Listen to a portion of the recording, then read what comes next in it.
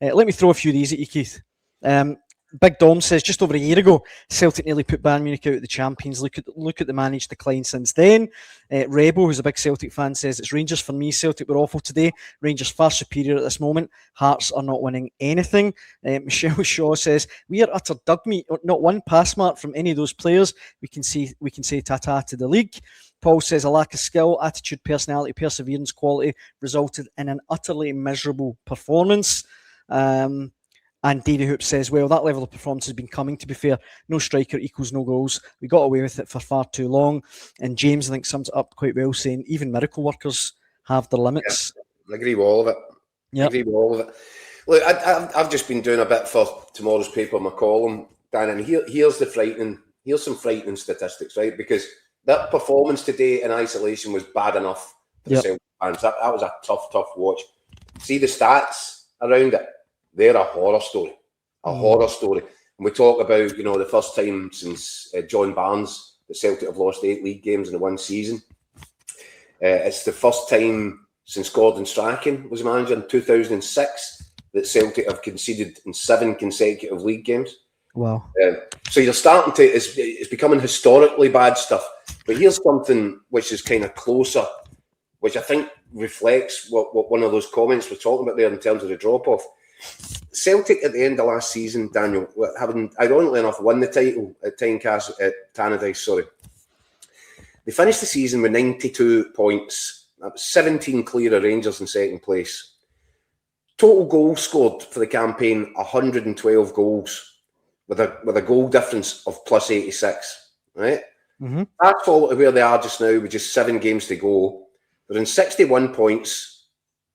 31 short of where they were last season at the end. They've scored 56 goals, which is exactly half of the total they scored over the 38 games last season. This is 31 games in. And the goal difference, end of last season, plus 86, it's now plus 22. Wow.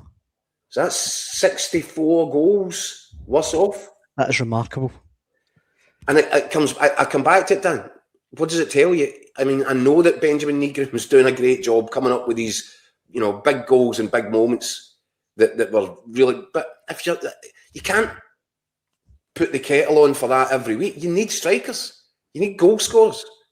And Celtic have gone into a gunfight and a water pistol here this season, and it's really poor that, given his age, given all his efforts, given everything that he's tried to do for the club, that they didn't try and push the boat out to help Martin O'Neill in that January window.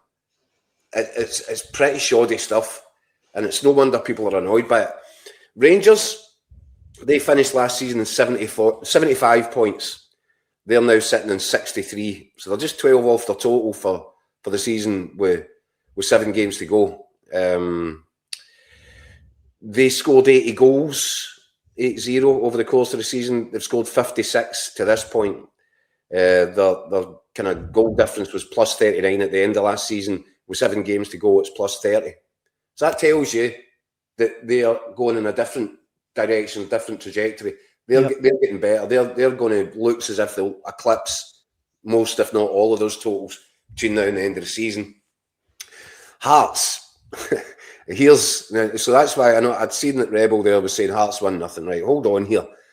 Hearts finished last season in 7th place, 7th, top of the bottom 6.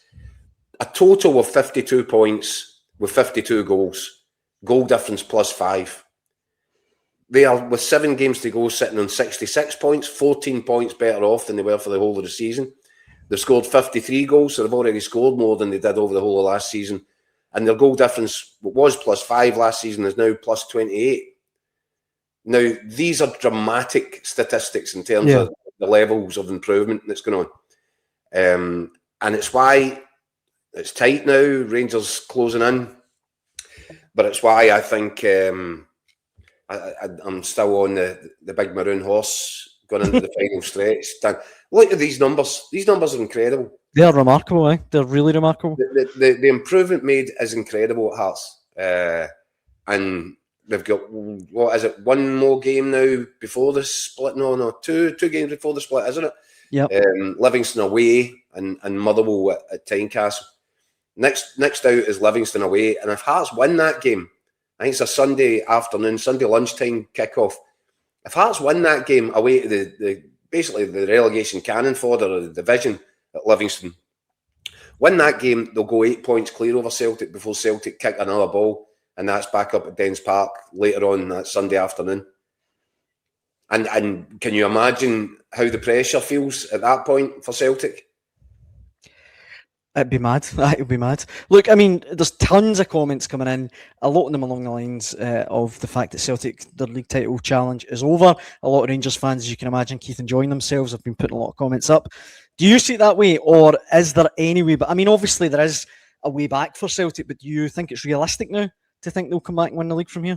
It's becoming less and less realistic. And to be fair, this is what, the point that we keep making. Martin O'Neill has worked wonders to get them to this point, because he's not been well enough equipped. He's working with, it's embarrassing to try and compare the Celtic squad that he's working with to the Celtic squads that he worked with previously, 20 odd years ago. It's embarrassing, the difference in the quality. But he's found a way more often than not to keep them winning games of football. And you would fancy that he'll probably continue to do that. But it's against the odds, rather than, you're not looking at this going, are you really fancy Celtic? Why do you think I said to you, Dan, on Thursday night, I think Celtic will struggle at Tannadice? Yeah. Because you just kind of know. And the same way as I'll be surprised if they go up to Dens Park and have an easy afternoon of it next time out. So it's not over for Celtic. And one of the main reasons for that is it is so tight. It's so concertinaed up at the top of the table. And obviously, Celtic will have Hearts and Rangers at Celtic Park in the post-split fixtures.